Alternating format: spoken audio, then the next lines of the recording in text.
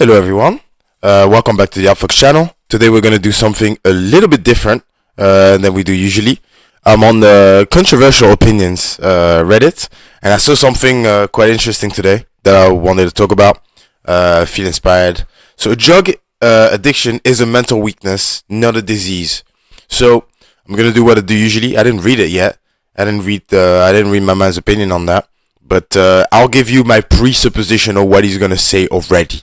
Okay. Drug addiction is mental weakness, not a disease.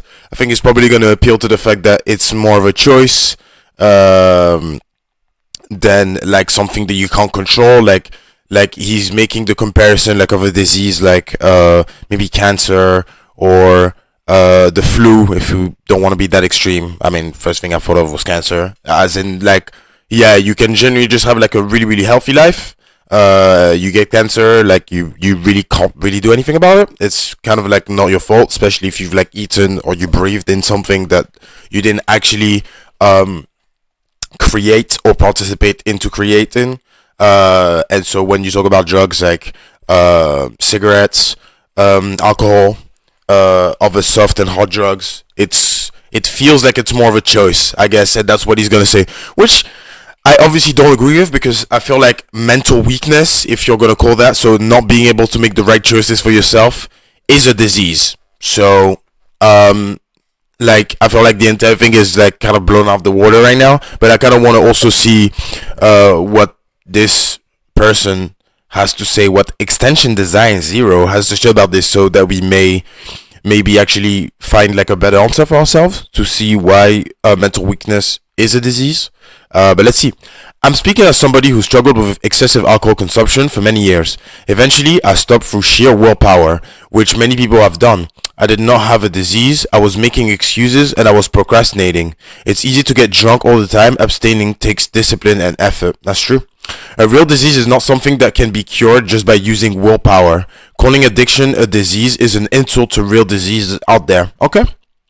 So it's the choice thing that bothers you the most, right? Is the fact that you can make the choice of no longer being addicted. Which is like, are you no longer addicted? Like, if you drink a beer right now, does that feel, can you just stop at one beer? Can you just be like, yeah, one beer, and then I stop? Is that what you do? I'd love to hear an answer for that. Some people claim that addiction is a real disease because it can progress to a point where somebody becomes dependent on the drug, to a point where they will have extreme side effects such as seizures or even death when they stop using the drug. But if someone allows their addiction to escalate to the extreme levels where they become dependent on the drug, then it was their lack of discipline that they're responsible for that. Usually I wait for the end of these things to like give comments, but I'm gonna go as I go, because we try different things all the time. Let me know if it doesn't work. Holy shit, English language, I cannot speak. But let me know if it doesn't work. Let me know if I just wait to read everything. But for example, Extension Design, you do know that like a lot of people that are addicted to drugs, like alcohol and cigarettes, has started those drugs when they were like 11, 12, 13, 14, right?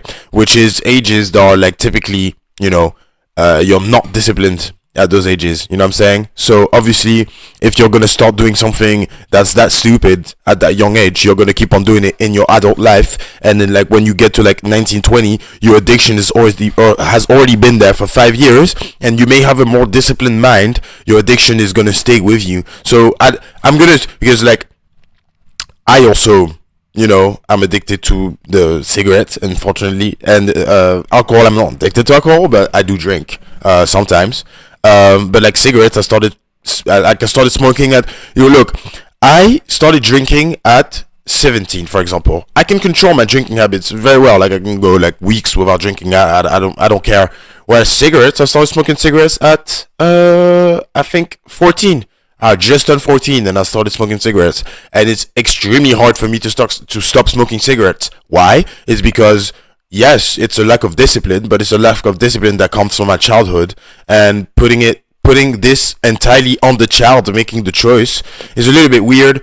And also, like, you can't also blame the parents, because it's like I was outside. Like, my parents obviously don't have like a 24-hour, sight on what I do. So obviously, and they're also smokers. So maybe you can blame my parents because they're smoking, but then at this point it's like, um it's going to be complicated to be like, if you just had more willpower at 14, that you wouldn't have started a cigarette. But that's not something we can expect from 14-year-olds, and from kids. If they are in an environment where people do these things, so it's normal for people to drink and smoke, you should probably expect 14-year-olds to like start drinking smoking quite early. Except if they're in a really, really strict environment, and usually even those strict environments, they have other repercussions on kids other than being addicted to these things. But yeah, so I understand, like, depending on the drugs, with the lack of discipline that is the responsible for that, I understand. But it's also difficult to put responsibility on an adult when he did things when he was a kid. Usually that's what happens when people stay there. Like, I don't know a lot of people that became alcoholics after starting drinking after like 22, for example. Like, they never drank their entire life, but then they took one drink at 22 and then they became alcoholics. Like, usually the alcoholic profile is someone that's been drinking from a young age, and so that would create a mental disorder, because you basically fucked up your brain, right, by starting to drink too early. As bad as my drinking became, I never reached a point where I became dependent on it. Even though I drank a bottle of vodka every night, I was able to establish certain boundaries, such as never drinking in the morning. Yeah, sure, okay, well, that's because you are less addicted than other people. Yeah, I don't know what to tell you. My drinking was extremely controlled, and I never backed out of or puked from it. Yeah, okay, and you know what? I drank definitely less than you, because I wasn't doing vodka like every night, and I was puking, and I blacked out. So, I feel like that says nothing. Like, you've drunk way more alcohol than me. I've drunk much less, on a much lesser rate. I would not describe myself as someone that's addicted to alcohol, and yet I have blacked out and puked. I don't, like, if you blacked out and puked, would that make you more addicted, sorry, or would that make it so that you feel like you control it less? And does it change anything to know that someone might drink less than you and black out and puke, which could mean a lack of control of their drinking, even though they drink less than you? I don't know where you're coming from when you say that you never blacked out and you never puked. Is that a proof to show that, I don't know, you can drink well, or are you trying to tell me that you can control it? Yeah, let me know. No, my drinking was extremely controlled. So I don't understand. If you tell me you're addicted, how is that controlled at the same time? You know what I mean? Yeah. I struggled with drinking. I did have the mental strength to never cross certain boundaries, and I was able to prevent my drinking from becoming progressively worse. Some people are physically weak, and some people are physically strong. There is nothing wrong with being physically weak. Addiction is a mental weakness, which should not necessarily be viewed in derogatory way. Life is hard, and humans struggle in life, but calling it a disease is taking it too far, because it's not. So I think what bothers you is the levels in which it affects people, and the fact that we call it a disease, something like to real diseases out there. So what is a real disease? So let's say that like, you're allergic to cats. Okay, I'm allergic to cats, and I'm allergic to the cat's saliva. So like, if cats lick me or whatever, I'm gonna have like a little bit of like spots. I might sneeze once or twice, but I'll never ever get any worse than that. Is that qualified as a disease to you? And if it is, why does it bother you that it's a disease, like cancer is a disease? Because realistically, if I was sick because I was allergic to cats, okay, I could just get away from cats, right? And so, since I can just do that, should it not just be classified as a disease? Because I could just avoid my disease with just willpower of not like being indulged by the cuteness of cats, and be like, I'm not gonna stroke that cat, because if I do it, I'm gonna get sick and I'm gonna start sneezing. But I do it anyways, right? So is it not a disease? Is it just me being mentally sick, and mentally weak? Sure, not in a derogatory way, but I think that since psychology has been, since psychology progressed, we are able to see that, mental health is a thing. Like, schizophrenia is a disease, bipolar is a disease. I mean, let me know if you don't think it's a disease, which would be very interesting, but I think you think it's a disease. So, if all these things are a disease, addiction is just a lesser version of these things, right? It's a lesser version of mental health critical issue, like the flu is a lesser version of whatever the fuck used to, kill you with your nose running, right? Like, what's it called? Like a flu would be a lesser version of a cancer, right? Like your cells degenerating and stuff. In one sense, would be like not mortal but avoidable, and the other sense would be mortal and probably not as avoidable because it's just more rare, right? I'm talking about cancer. So maybe it's like the levels to it that kind of bother you and annoy you. I understand that, like, you were able to stop drinking with pure willpower, except that the fact that the person next to you cannot do it is probably due to, yes, their physical body, but also the context in which they were brought up.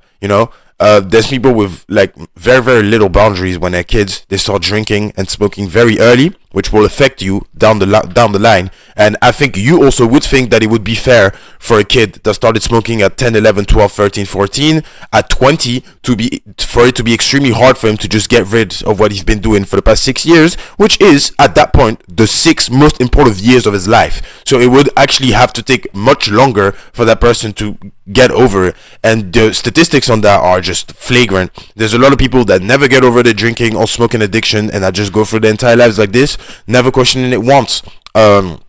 You did, and you got out of it, which is really good. But you do have how do I call this? I was gonna say like higher strength, but it did take you a certain amount of strength in order to be able to do that, which should have been done with a doctor. You know what I'm saying? And what you did is very rare. Like, it doesn't happen. So I don't think that you being an exception proves the fact that it's not a disease. I just think that you're an exception out of that. Like, there's people that, got cured of cancer by praying. Like, you go to a place and then everybody told them they were gonna die, and then they didn't, they're gonna tell you, yeah, it's because obviously I prayed to God. What do you mean? Like, of course I survived because I prayed to God. And it's like, well, it doesn't really make any clinical sense, but I mean, they were gonna die and they're not dead. I'm not a believer, by the way. I'm not a big religious guy, but like, these things happen. I mean, people were gonna die and then they say they did something. They didn't. The medicine didn't help them. The medicine didn't help. Something else did, which we don't understand. And it's like, okay, well, that's an exception, but we're not going to assume that everybody has to act like that, or we're not going to assume that this needs to be the standard. So I understand that you were able to like fight your own urges, but that can't be the standard for addiction. It never will be, or otherwise addiction would never exist, right? Like, nobody would talk about addiction if people could just will their way out of it like that, So yeah, I completely disagree with that, bro. I think drug addiction is mental weakness, and mental weakness is a disease. Yeah, like, if you're not able to do what you want and impose your will onto certain actions that you do every day, you need help, bro, from a professional. Like, and if you didn't get the help from the professional and you did get your life together, it's called a fucking exception to the rule, and the exception doesn't make the rule. Obviously, everybody knows that. Yeah, all right. But very interesting post. Anyways, I'm happy you shared your opinion on this. It's really interesting.